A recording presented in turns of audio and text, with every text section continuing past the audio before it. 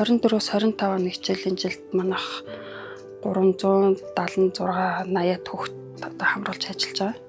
За гэр бүлэгт бол 25 гэсэн нормтой байдаг. Гэхдээ одоо энэ жилийн хувьд бол 27 8 хүүхэд хамруулж байгаа. За хамгийн гол том үр дүн гэх юм бол хамран сургах тойргийнхаа хүүхдүүдийн одоо нөгөө хамран сургаж байгаа хүүхдүүдийн тоо нэмэгдэн одоо хувь нэмэгдэн. За дээрэс нь цэцэрлэгт хамрагдаж чадахгүй, хүртээмжээс шалтгаалаад бүртгэлдээ орж амжаагүй. За нөгөө хаягийн бүртгэлгүйгээс болоод хамрагдаж чадахгүй байгаа хүүхдүүд хамрагдаж байгаа учраас эцэгчүүд маань айгу өндөр сэтгэгдэлтэй тухайн бүлэгт ажиллаж байгаа хоёр багшийн хувьд ч гэсэн интернет болон одоо бусад хэрэгслүүд одоо нөгөө хүүхдийн аюулгүй байдал талаасаа ч гэсэн ингээд аюу олон давуу талуудтай байгаа.